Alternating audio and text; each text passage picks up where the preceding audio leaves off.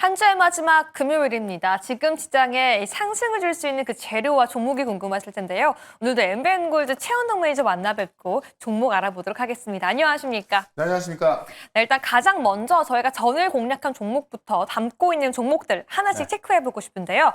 어제 담았죠. 현대차. 오늘은 소폭 횡보하고 있는데 많은 분들이 전일 굉장히 관세에 대해서 불안해하는 모습이 많이 나타나고 있어요. 어떻게 보면 관세가 잘 풀려야지 오를 수 있을 것 같은 종목인데 이대로 괜찮은지 함께 알아볼까요? 일단 관세는 저는 어제도 말씀을 드렸는데 협상을 할 수밖에 없다. 안 하게 되면 정말 그건 최악일 것 같고요. 네. 근데 만약에 이런 거 있잖아요. 내가 무언가를 어떤 정부 차원에서 일을 하는데 뭘 해도 욕을 먹는다. 근데 사실 협상을 못해도 욕을 먹고 잘못된 방식으로 해도 욕을 먹을 텐데 만약에 이제 솔직히 안 하고 욕 먹는 것보다는 하고 욕 먹는 게 훨씬 나은 거고요. 특히나 지금 이제 이 갭차가 뭐냐면 우리는 1,000억 달러의 투자 보따리를 갖고 갔는데 미국은 4천억 달러를 요구하는 겁니다. 그러니까 4배인 거죠? 그 갭차가 엄청 크죠. 그러다 보니까 이거 힘들 거다라고 했던 건데 이제 오늘 아침 보도 보니까는 또 이미 준비하고 있다라는 보도가 나오고 있습니다. 그러니까 그만큼 사주면 되는 거고 일본이라고 해서 뭐 돈이 있어 한 게 아니잖아요. 그건 어떤 그 펀드를 조정해서 하겠다라는 건데 어떻게 보면 아이디어인 것인데 그래도 어떻게 보면은 그 일본 방식을 좀 따라서 좀 준비를 하고 있는 것이기 때문에 제가 볼 땐 다음 주까지 봤을 때 협상을 안 할 수가 없다라는 겁니다. 그런 관점에 있어서 관세 때문에 눌렸던 부분이 다 자동차밖에 없기 때문에 제 생각에는 뭐 오늘 늦어도 월요일 정도까지는 이 좀 막 그 내려와 있을 때 좀 사내지 않겠나라고 말씀드리면서 관세 부분은 협상하는 어떤 그런 전제 조건으로 종목을 준비하는 게 좋을 것 같다. 이렇게 한번 정리해 보도록 하겠습니다. 좋습니다. 현대차 오히려 지금을 기회로 보고서 다시 한번 담아보자라고 말씀해 주셨습니다. 그리고 이 종목 함께 체크해 보시죠. 최근 저희가 담았던 카카오페이인데요. 네. 오늘 이 종목이 8% 가까이 급등을 하고 있는데 네. 골드만삭스가 지금 이 종목을 대량 매수하고 있다고 해요. 이유가 있겠죠? 네. 일단 제가 여기서 말씀을 드렸고 네. 이날 좀 올라가다가 결국은 지금 어떻게 보면 좀 빠져 있어서 물려 있는 건데요. 그렇기 때문에 많은 분들이 좀 궁금해하실 것 같습니다. 일단 지금 이 카카오페이 같은 이 스테이블 코인 관련주가 좀 밀렸던 이유는 이 원화 스테이블 코인을 준비하는 과정에 있어서 첫 발의할 때 이제 관심을 좀 받았던 거고 이 준비해 가는 과정에 있어서 사실 원화 스테이블 코인 관련된 법안이 한 3개에서 5개 정도 준비하고 있는 건데 이게 워낙에 이제 논란이 많지 않습니까? 이 원화 스테이블 코인 관련해서 뭐 은행이 해야 한다, 민간이 해야 한다, 뭐 정부 차원에서 해야 한다, 민간 차원에서 해야 한다 이렇게 많이 말이 많은 건데 그러다 보니까는 이 두 번째 법안 발의가 9월 달로 미뤄졌던 건데요.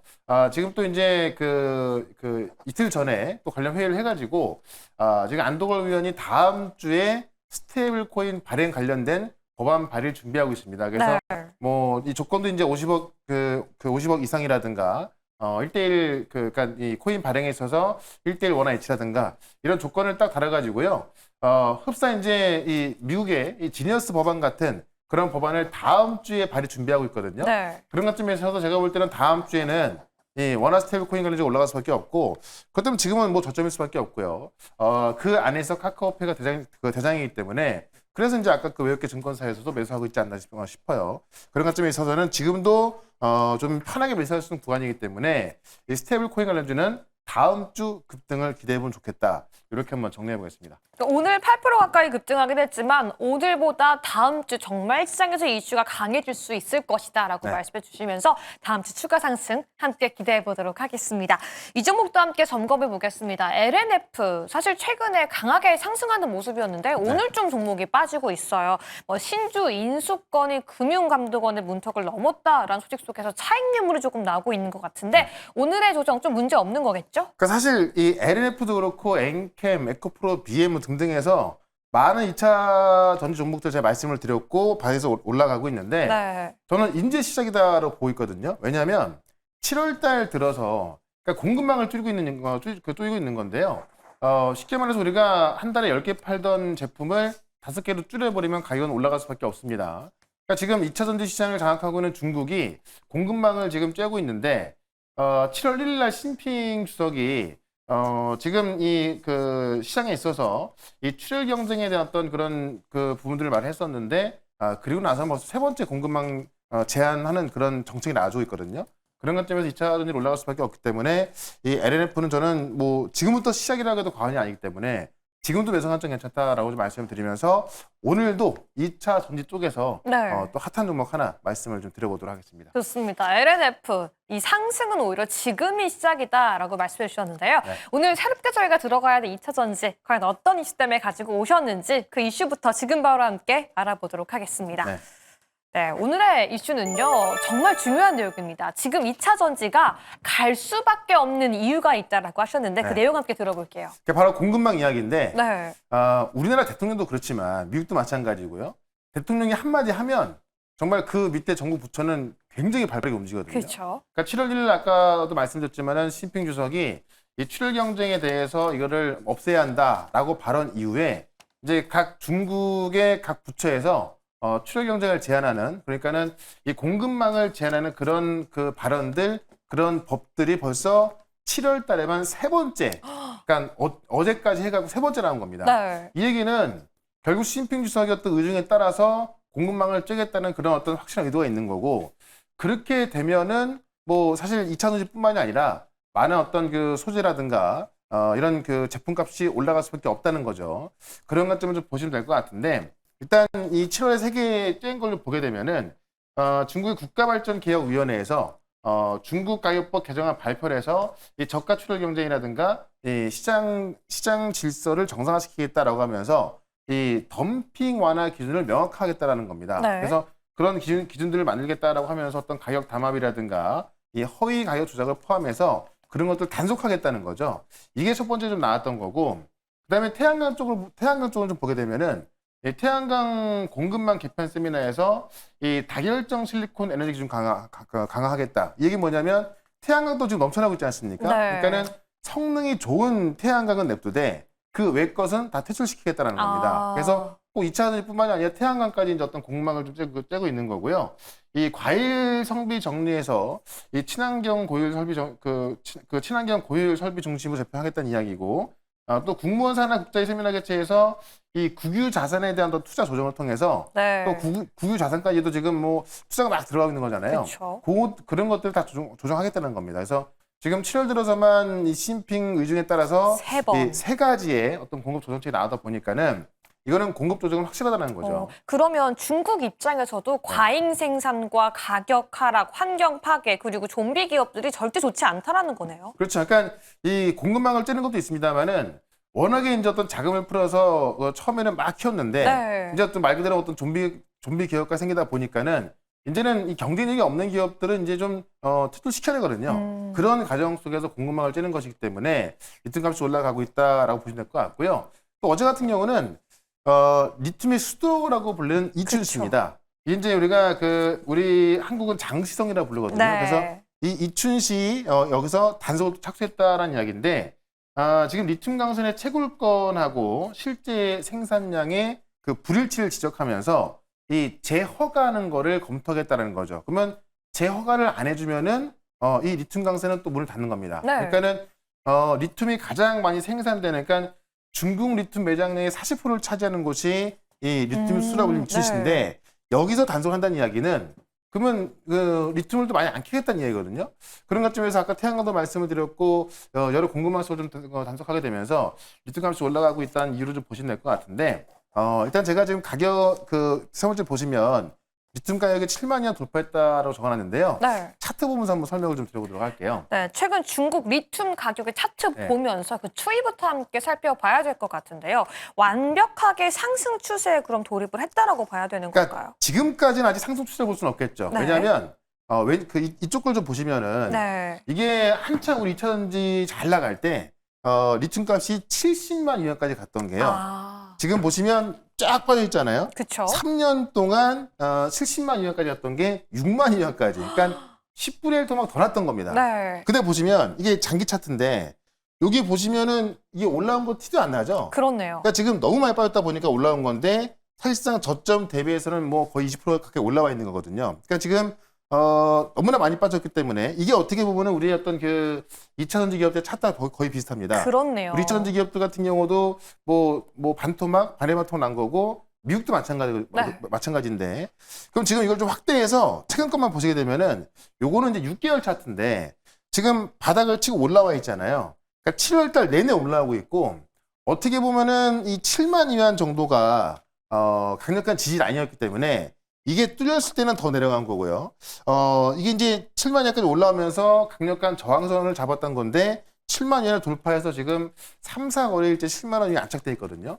그럼 이게 추세 상승으로 이을 수 있다라는 거고 실제로 그러면 이 어떤 추세 상승이 이어질 수 있는 그런 어떤 논리와 근거가 있어야 되는 건데 제가 조금 전에 말씀드렸던 중국이 공급망을 째고 있기 때문에 자, 공급을 안 하다 보니까는 가격은 올라갈 수밖에 없겠죠. 네. 근데 수요 같은 경우는 지금 어떤 그 유럽의 어떤 친환경 정책을 통해서 유럽의 수요는 많아지고 있거든요. 그러니까 수요는 많아지는데 중국은 공급을 줄이고 있다라고 본다면 가격은 계속 올라갈 수밖에 없을 것 같습니다.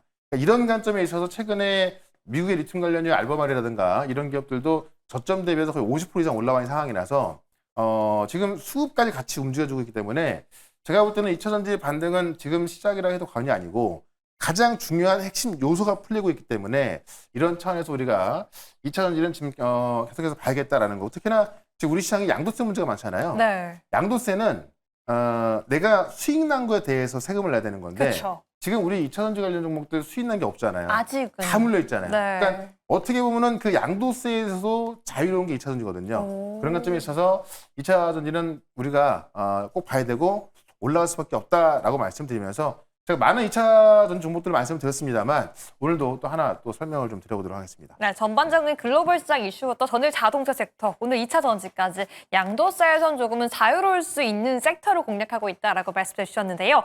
그렇다면 그 종목은 또 어떤 종목 공략해 봐야 될지 네. 지금 바로 함께 공개해 보겠습니다. 오늘 대장주 가지고 오셨네요. 에코프로인데요. 2차 전지의 대세가 시작되었다라고 말씀해 주셨는데 종목 네. 많잖아요. 저희가 네. 공략했던 LNF도 있고요. 에코프로를 또 콕 집어서 가지고 와주신 이유가 있을까요? 그러니까 많은 종목들 많이 말씀드렸고 네. 에코프로 같은 경우는 제가 한 달 좀 더 전에 말씀을 드렸는데 올라와 있긴 하지만 많이 안 올라가 있습니다. 특히나 에코프로 같은 경우도 지주사기도 하죠.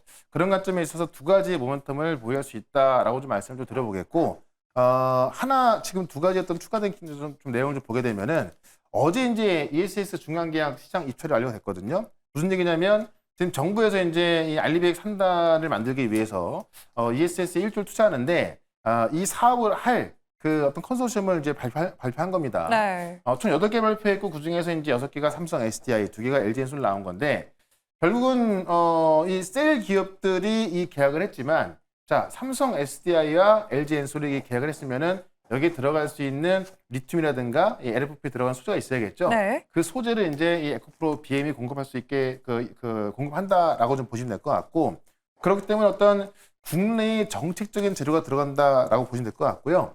중요한 게 뭐냐면 제가 조금 전에는 중국의 공급을 말씀드렸지만은 수요는 지금 유럽과 인도에서 나올 수 있다라는 건데 지금 우리도 이제 제가 아까 관세 이야기하면서 다음 주에 무조건 합의할 수밖에 없다라고 말씀드렸지만은 유럽과 인도도 마찬가지거든요.